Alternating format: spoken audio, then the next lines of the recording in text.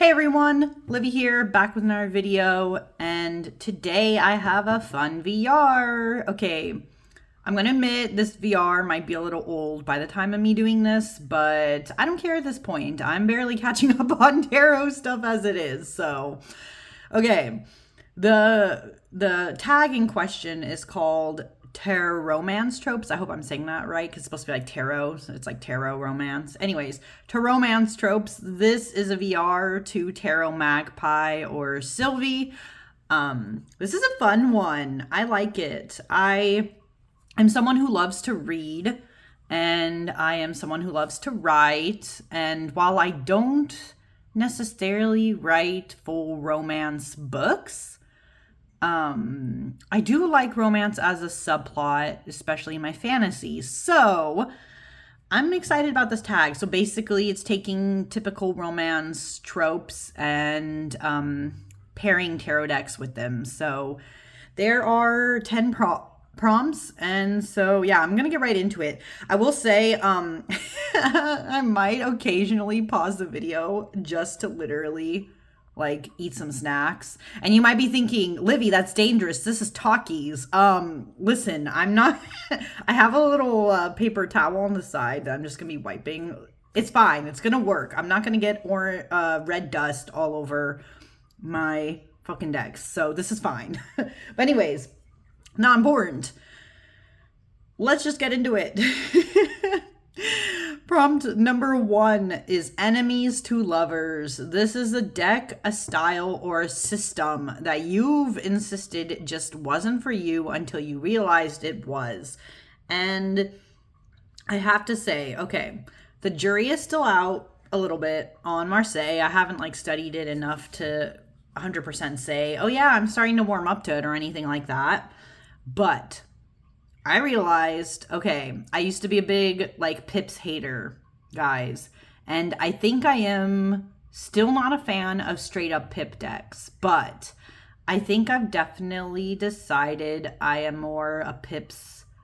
I'm a Pips with feelings person. I realize it's fine now. That's fine. As long as they're Pips with feelings, I can deal with them.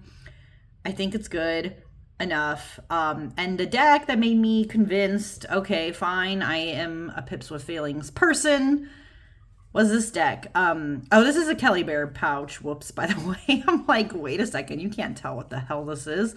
Let's look into it. This is this cute little pouch here. Houses my Carrot Tarts Tarot. This is, I think this is a Polish deck.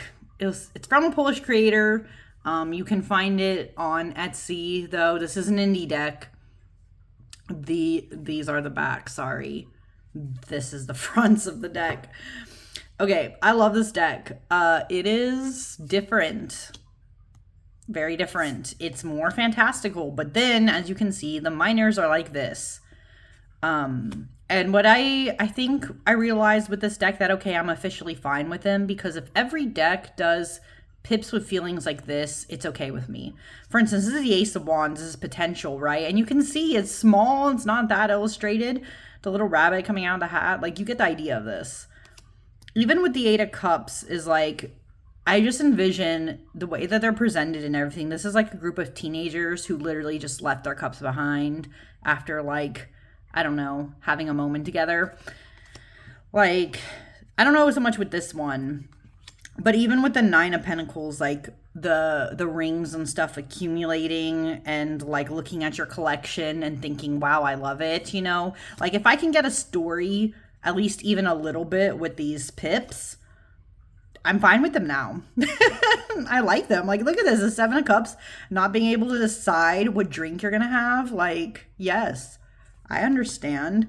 So this is a really fun deck. I don't know. I really like it. It's really weird. It's fantasy. This is literally like everything. I'm obsessed with this magician. I just love this deck in general.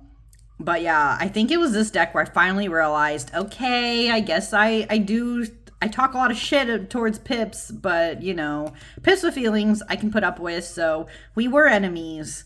But I guess we're lovers now. I guess we're a thing. It just is what it is. So yeah, Pips with feelings, enemies to lovers. We're vibing now, so it is what it is. Okay. Prompt number 2 for this is friends to lovers. This is a deck that you used, you liked well enough, and then one reading deepened or changed your relationship with it. And for friends to lovers, I realized very interestingly that I was kind of the Lilith Tarot situation. So this is the gold edition. This is by, oh, you can kind of see it there, but it's like in the weirdest like font. This is Marion Kostensen's deck. This is another indie deck. Comes out pretty easy from the box like that. Okay, this deck. When I first got this deck, I have to say I did like it a lot. Like, I thought it was like a cool. I was like, okay, this is definitely one that'll probably at least, you know, be in my collection a while, right? These are the beautiful backs, by the way. And it's called the gold edition because, as you can see, it has a lot of gold accents and they are delicious. Love them. This is what they look like. Okay. Anyways, Lilith. Why is it a friends to lovers? So this is a deck that when I first got it, I was very excited. And I was like, wow, this deck feels like it's going to be for me for some reason. It's not written that way, but for some reason it felt very queer. It felt very like freeing. It felt like very interesting. And so I was like, okay, I know this is going to be like a deck I really like, at least, right? You know, like it well enough. I don't know if it's going to be up there in the top favorites and all that stuff. Okay. Didn't originally think that way. Just, I would like it well enough. It is what it is. But then this past April, if you guys seen my monthly musings, you know, this last April and May kind of like fucked me up. And I was doing a lot of interesting readings with this deck. Like, for some reason, I just felt in the mood I needed to use this deck. So I used it for readings that I paired actually with those spread crafters, Oracle, the two oh, why am I losing the name of them? The two expansion ones. They're not the main deck. Quest and Change, I think. Anyways, I was pairing it with that. And when I did readings, pairing those prompts of spread crafters with this, my mind was blown. Let me just put that. I was blown. It was so fucking good together. They were so good together because this deck, as you can see, it's watercolor.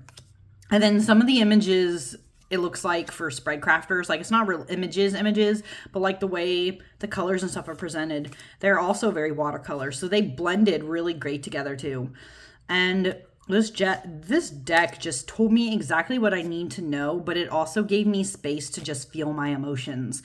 And because of that, it was one of those friends to lover situations. I was just so blown away. And that's how I knew Lilith was going to be one of those decks that I can't see not having this in my collection now, because the readings it was able to give me were so validating and so helpful and emotional and just kind of let me feel my feelings, you know.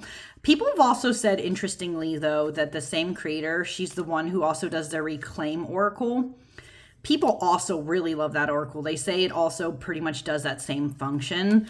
And I would normally get that Oracle in after, you know, experiencing this deck. But I have to admit, the monochromatic kind of thing with it, or it has a very limited colors. It's literally just this like one shade of like kind of pink and black. Like, that's not my style. Otherwise, I would have gotten the Reclaim because I think the keywords and stuff I've seen of it look good. But for now, Lilith is kind of all I need. And this deck just, I don't know, it just understood me, you know?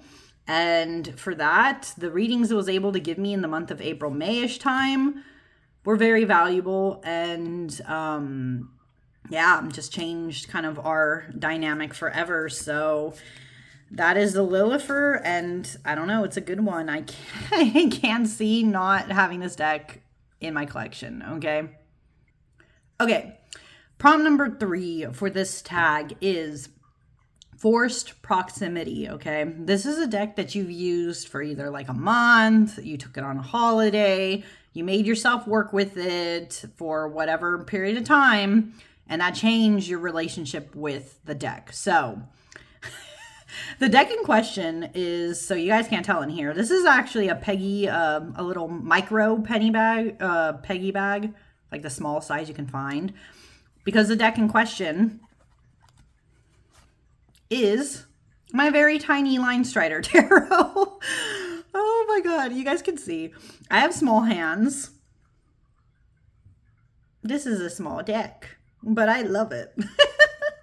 I guess for the purpose of showing these cards, let me actually zoom in just a little bit. Sorry if this is like slightly jarring at first. I swear I'm trying to be not too bad. Okay. Anyways, this is a Line Strider Tarot. I have the mini edition. Oh, are all mine? Okay, there we go. And this is a forced proximity deck for me because, okay, I like Llewellyn Small mini decks for their cardstock because it is better than their regular cardstock. That's first off why I have the mini size. But also, as you can see, this is a deck of white space. And I've talked about this too. I'm not usually, this is like my one exception. I don't really like decks that have white space. I don't mind negative space, but I'm not a fan of the color white. So this is pretty much the most I put up with. And because it's in a smaller size, I love this deck. But the reason why the Line Strider is my forced proximity deck is because I did actually last year take this deck with me as one of my 2 decks. Well, technically 3. One was an Oracle, 2 Tarot. Okay. Because this was so tiny, I took this deck with me to Canada. And you know what was interesting about that was taking it with me on a trip, doing small readings with it pairing very good with my mini Roots and Wings tarot that I had. And also doing well, by the way, this is also a good one with the Earthbound Oracle, interestingly enough. But anyways, that's not the point. Line Strider. This was a deck that actually could have also been one of those friends to lover situation where at first I was like, yeah, okay, you know, like, I don't know. I don't know if this is like something I 100% love, but I'll give it a shot, you know? But it is more forced proximity because after having this on the trip, you know, being one of only 2 tarot decks that I could use, having limited, you know, space to work with it, you know, having to just test it out in actual readings and see how it does in readings, I liked this deck. It became one of those that I started to really understand for some reason. Like I was doing readings with it and then like the meanings just started to click. And it was a very weird and profound thing. Like at first I like didn't know if I could read well with this deck, but over time, like again, you're like forced into close proximity with this deck and it just, I don't know, it worked for me. So my little Line Strider is by far my most forced proximity. I think I have a couple of others, maybe I could say the same, but this is definitely the first deck that came to mind when I saw this prompt. So yeah, me and Line Strider are cool now. We understand, we understand each other. So yeah, this is my little pouch for my little Line Strider, and that is my forced proximity. Okay, number 4 of this prompt is Soulmates. When it was just meant to be, right? A deck that you fell in love with immediately. And who the hell at this point is going to be surprised? Because I keep showing this deck lately. Sorry, not sorry. You're going to have to deal with it. Sorry. I'm so obnoxious there. Anyways, this is the Spark and Pen Tarot. Who's been here a little while is surprised at this point. Literally none of you should be. I keep talking about this deck this year. I already know this is probably going to be one of my standout decks of 2024. Like, let's just be honest here. It is. These are the beautiful backs. And I will show the cards in a second. I just kind of wanted to shuffle it up. Has great linen cardstock. Anyways, why is this deck a soulmate? Because it was. As soon as I saw this deck, I saw I think I talked about this, right? I originally saw this deck on one of those like tarot Facebook groups where they were selling this deck. But unfortunately, I missed out on that time. But I saw someone just do, I think they only had the box, actually. I couldn't even see the cards. They just had the box. And I was like, whoa, what the hell is that? I've never seen that, right? So I was very curious. I started trying to dig around online. Couldn't find much, but I did find one video featuring this deck. It was just like a silent flip through, or might have had like music or something, but that was it. That was the only thing for this deck. But I was still obsessed. I was like, I have to have this deck. I got to find a way. And it took me, there was only a few months there where it was just crickets. I was trying to see if anybody else was going to sell it onto interwebs. And then finally I found somebody on eBay who was selling it, and I snatched that shit so fast and got this deck, and this is a purchase I do not regret. It didn't cost me that much either. I think it was like, I don't know. I'm pretty sure if I remember correctly, this was actually like a lot cheaper than it probably should have been. I think it was somewhere in the ballpark around 30, 40 USD. I don't know. So it wasn't that bad at all, right? And it was on eBay. So I snatched this up. Now, the funny thing about this deck, so at the time of me trying to get a hold of it, this deck was actually out of print.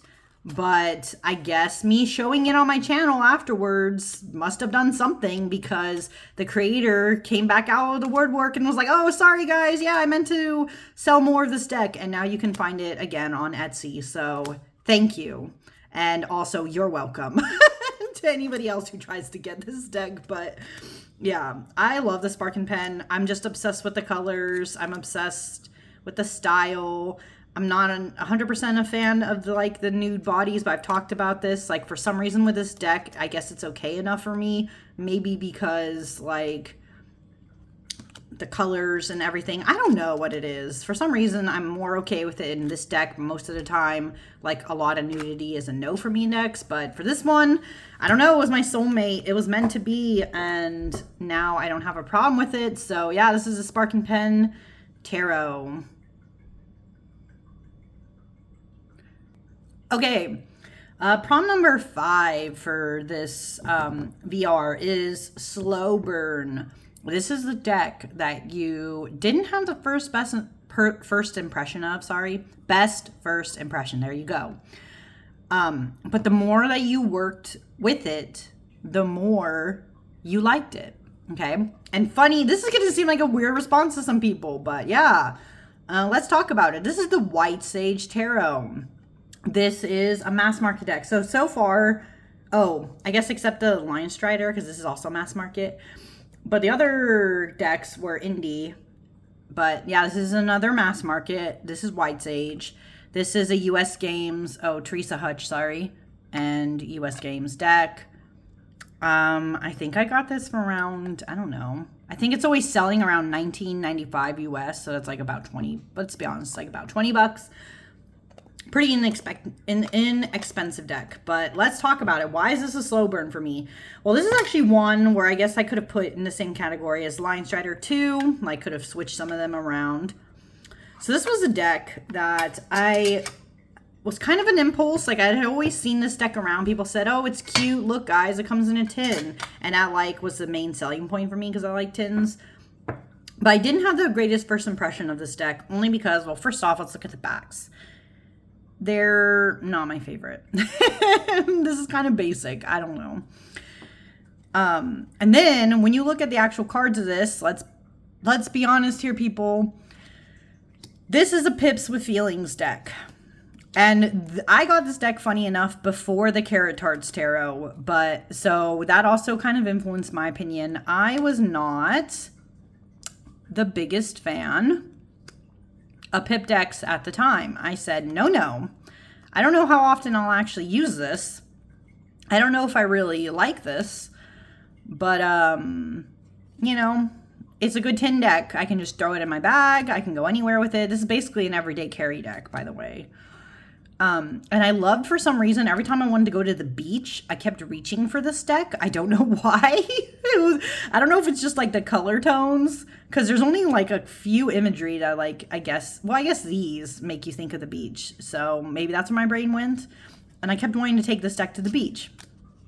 But this became a slow burn for me because I noticed, very interestingly, that the few times I would do readings with this deck was scary accurate. Like, it gave me a scary detail right about like a lot of things. And recently I used this deck in what was it, June. I used this deck in June, and the reading it gave me for my week ahead, I shit you not, it was exact. It was exact. Every card for every single day of the week exactly matched up to the shit that happened. And let me tell you, that doesn't always happen with tarot. Because, like, the thing people don't realize sometimes when you're doing readings that are, like, it's not necessarily what I'm doing is predictive, but it's, like, at least looking ahead at a snapshot of how your week will go. I always go in thinking, oh, well, you know, the card is only going to show me a fragment of what that day could mean, right? I look at it very broad in the way that I do my week ahead readings. But the week that it showed, man, it was so accurate. And it was one of those things where I was like, wow, I really like that this deck just, it knew, and it was not afraid to tell me. But it was still gentle and cute. And I don't know, after that, I was like really impressed with this deck. I was like, okay, this was very slow for me to like you, but I think I do now. And I'm not ashamed to take you with me on the beach to look more into your deck style and all of that jazz. So yeah, I really like this White Sage. I don't know if I would get another one by this creator though, although I did see she has a new deck. I think it's called like Black Seed Tarot. But if they're not all in a cute tin like this, do I want it? I don't think so. I don't know. But yeah, that's my slow burn, the White Sage Tarot. Okay, the next deck, prompt number 6 for this is Opposites Attract, okay? This is a deck that's not your usual style, but you love it anyways. And what I have here, oh, I love this deck. Okay, this is the Sistine Tarot. Sistine Tarot. This is, you guys might be able to see it, but this is by Rose Bay Tarot. Now, I'm going to say this now. Do not come for me. Do not come for the creator. You leave it be. This deck is out of print now. And the creator very purposely, right, wanted a limited print run of this deck. From my understanding, she is somebody like me who has anxiety, did not want to keep this deck open forever and ever, wanted it to just be a limited thing, is what it is. You need to respect that. You fight, you come after them. I'm not going to have a good time. So just saying that now. Sorry if you missed it, but if you did get this deck before it went out of print, good, hope you're enjoying it, is what it is. But anyways, let's talk about this. This is Sistine Tarot. I should clarify, why is this deck an opposite attract for me? I do have, what are we calling? Oh, collage decks, sorry. I do have collage decks. So this is not an opposite attract for that reason. This is more an opposite attract because, as you will see, this deck is very, it pulls a lot of religious iconography into this deck, which normally, you know, as somebody who grew up Catholic, I've been trying to avoid more Catholic things, but I think this deck is very interesting, and I'm going to explain why. But these are the backs. Look at how cool this is. Literally like an old version of Genesis. Like, that's really cool. Anyways, this deck, I think this deck is scrambled around. I was like, wait, I already see some things upside down. Okay. This is the Sistine. As you can see, it has things that are more religious in origin, which is not usually my cup of tea, okay? Or my cup of coffee, I guess, in this case, because I'm like literally looking at the coffee cup like right over there. But Not usually my cup of tea is to have a bunch of religious things in my tarot, okay? But I love this deck. As soon as I saw this deck, I literally gasped, and then I rushed over to make playing cards while it was still, there. Wow, all these are upside down, aren't they? Anyways, while it was still there, and I made sure to order it because I thought this was beautiful. I thought this was very well intentioned. And by the way, this might not be Rose Bay's actual intention with this deck, but the reason why I like this deck for its use of religious iconography is that it feels like it's used in a way that almost feels like reclamation, right? Like it's taking these things that are very, seen as religious, right? Very Catholic or very Christian in origin, and it's taking it back for the pagans. Or like not necessarily for the pagans, but you know what I mean? For the people who are more religiously free. It is taking it back. That's what it feels like to me. Because, so I think part of the reason why I'm kind of like annoyed with the Catholic Church and, just organized religion in general is that, how do I explain this nicely? I always knew this, like studying history and stuff, but the more I learned about how, the founding of the Catholic, at least, faith revolved a lot around taking things that were pagan from people and basically trying to rebrand it as Catholicism, but then also like making a lot of crazy strict rules at the same time. The more I started to learn about things like that, the more I found my gears starting to get grinded down. I was so just annoyed. I didn't want to be anywhere near like my relatives who would sometimes start blathering like religious stuff. I just did not want that, right? But this deck, like I said, it feels very much like a taking back. Like it's literally using these very iconic like images, right? And it's manipulating them into a tarot deck, which is being used once again by people who whose face and whose beliefs and whose spirituality was taken by the Catholic Church. So I don't know, for me, that's what this deck feels like. And that's why I like it for some reason. Like it's that opposite attract. Like, I like that it feels like both a compliment and a critique against it. And, like, relating it to something, again, that if, like, actual... Like, people like my grandmother, for instance, my ava, if they knew a deck like this existed, oh, she would be livid, right? She probably... I've never asked her what her views on tarot are, but I'm pretty sure she doesn't... would not approve, right? So it's kind of one of those things where I'm like... I like that this deck went there, It went there, and I love it. And it's also just, like, really good, done, like, well-made collage work. And, yeah, so I'm enjoying this. Oh, wow. Okay, that was my thoughts. I'm going to move on, but that's my opposites attract deck, and, yeah. Okay, everyone, next... we have number 7, which is your blind date, right? This is either a deck that is an impulse buy, a gift, or a deck that you got without much research but ended up really loving. And so in that case, it has to be this one. This is the Once Upon a Time Tarot. This is another actual mass market deck, I will say. This is the Lo Scarabeo, as you can see. This didn't... Oh, it says it right there. There you go. It cost me like $28.95 USD. I got it through Llewellyn's site. Like I actually did like a pre-order through Llewellyn, but anyways, not important. What is this deck? So Once Upon a Time Tarot. Why is this my blind date? Every time I think anybody has to pre-order a deck and they only show you like a little bit of cards, you're really taking a risk there. You don't know what the situation's going to be. And by the way, these are the backs. Very cool. yeah, you don't really know what you're going to get into. You don't know if the deck's going to be good. You don't know if it's going to be a complete pip deck or a pip with feeling deck. You just don't know. You don't know what's going to happen, okay? But this deck, I was pleasantly surprised when I got. And I do have a flip through of this so you guys can see it on my channel. I really like this deck. I love the colors.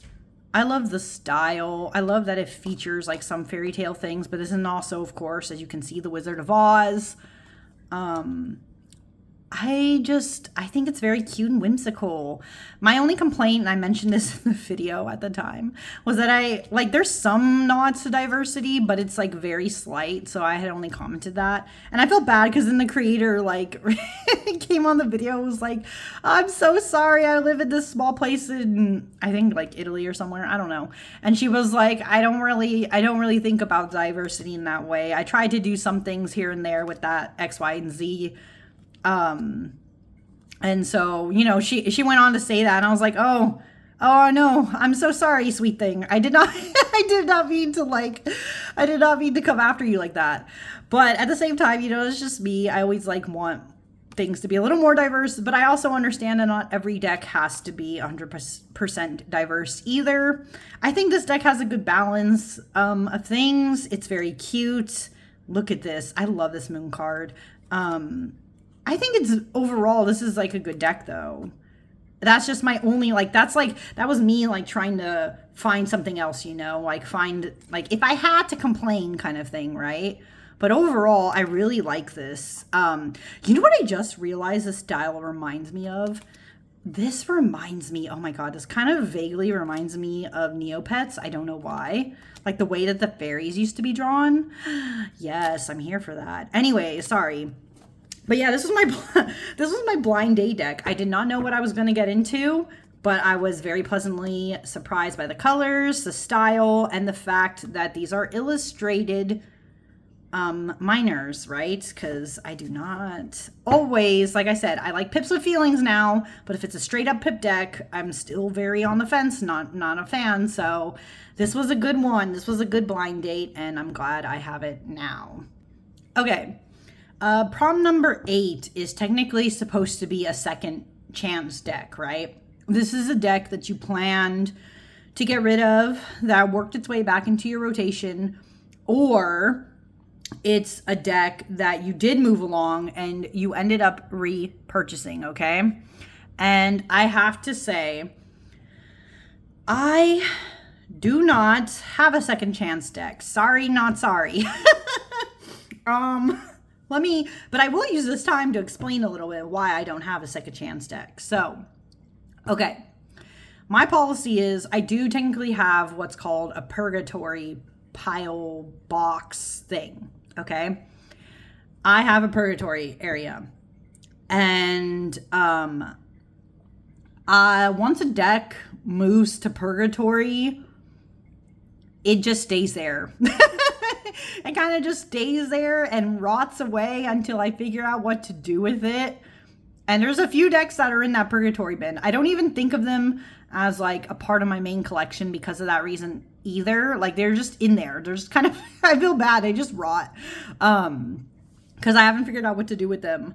And the other thing with that is that I don't ever rebuy decks. I don't. That's just my policy, guys. I don't. If I decided to get rid of a deck, that shit's never coming back. I'm one of those people. I will cut you off if I don't like you anymore and you're gone. Like, I'm sorry. I don't look back. Second chance romance. Okay, that's a whole other thing. Depends on the situation. That's fine. But yeah, I do not have a second chance deck currently to talk about. So sorry, I don't. And with that vein, I don't have another deck to show for this, but this is Unrequited Love. Number 9 is a deck that you really want to love, but it doesn't love you back. And the funny thing with that, I don't have a deck to show. If I remember to put a picture, which I probably won't, but if I do, deck number 9, 100% has to be the John Bauer Tarot. That was a deck that I owned, and it did not love me. I did like an interview with it. I tried to do a couple readings with it. It was so mean to me. It did not like me. I was just like, what the fuck? Why are you coming for me? I was so confused. So I had to get rid of the John Bauer Tarot. It was an unrequited love there because I love the I love the artwork. But yeah, that deck did not like me, so I booted that shit out of my collection. Oh, that's so mean, but it is what it is. And then I guess, I'll take like a quick sip of my coffee here. Okay, to lead into that, the last prompt for this, number 10, right, is Love Triangle. 2 decks that are in competition with each other in your collection, or a pair of decks that you always use together. Now, I could have put decks that I guess I use often with each other. I don't know if I have for sure decks that I always pair with each other. You know what I mean? I don't know. I don't think I really do. So I decided to kind of go the competition route. And as you can see, I say competition in like quotations because the decks I'm going to talk about are kind of in competition, but not really. It's hard to explain. Anyways, in these cute little bags are my 2 versions of the Exile Tarot. This is the Awaken edition. And I have an accompanying bag. And this is the Silent edition, okay? two different ones. I will push these a little closer, but let me try to get these out. So if you don't know about the Exile Tarot, this is by the same creator as the Monsoon Tarot. And they did an interesting thing with this deck. They decided to do 2 different versions, right? There is the Awaken, which has faces on it. And this is the Silent edition that doesn't, because when the Monsoon Tarot came out, people were very, they were very conflicted, because there were people who liked it, like me. Actually, I fucking love that deck, but there are people like me who really love the deck. And then there were people who were not like me, who did not love the deck. And the reason why they did not love the deck, a lot of them said, was because, sorry, I'm going to zoom in, was because of the lack of no faces. So this artist was very smart because they realized, oh, okay, people want options here. I will give you options with my next deck. And that's exactly what they did. So what's the difference between the Exile, Awaken, and Silent? Well, faces are not. This is a perfect example here. This is one where, as you can see, technically there aren't faces here, but you can see like this person, like some of them have more faces, and then in the Silent there's like some background differences, right? Lot of interesting differences. So the reason why these decks, these 2 little minis are competing for me, is because I cannot decide which of these I like more. I cannot. Do I like the interesting and darker takes going on with a Silent edition with the no faces? Or do I like being able to see all the faces and interesting nuances and lightness that are in the Awaken edition? Because, for instance, see, look at this. So in the Awaken edition, right, every figure, main figure, has like a face. So you can see the interesting expression going on here with, what is this? The Queen of Swords. Look at this Queen of Swords. She is brutal and I love her. But in this edition, right, she doesn't have this face. Whereas it's more, they're all like this. So this is the 10 of Swords. See how there's like just a heart face? But then at the same time, it's like a really interesting depiction. So yeah, these 2 are competing in my collection because I cannot decide which of these I want to get a bigger size of. That's kind of why they're competing. I could do the silly petty thing where I just like take my favorite card of each type and just smash them into a bigger deck, but then I'd be like, I would never be able to separate them apart again. That's like my biggest fear. Oh, see, look at this is a good idea, or not good idea. This is a good representation in the silence. See how there's no face? I'm pretty sure in Awaken, I do remember this figure has like a very distinct face. So there you go. Like, that's what I mean. If you like this more style, if you're someone who doesn't like faces, you might actually like the silent edition more. Oh, this is a good chance, by the way. So now you can see kind of what I'm talking about here. In the 5 Pentacles on this one, you can see vaguely that they actually have faces. In this one, they are completely obscured. So that's what I mean, right? And in this one, this is another big thing, right? You can see it right here. They have faces. They don't, right? I find that for the most part, I have to say, I think I am leaning towards the Awaken edition. But I do think that some of the choices in the Silent edition are so fascinating. So I don't know how I'm going to decide which of these decks I like more. Like, which one am I eventually going to get a bigger size of, like I did the Monsoon Tarot? I really don't know. So I guess they're... Oh, I didn't even say what 10 was. I just realized, like, the name of it. It's called Love Triangle, okay? 2 decks in competition, okay? The Love Triangle. I cannot decide.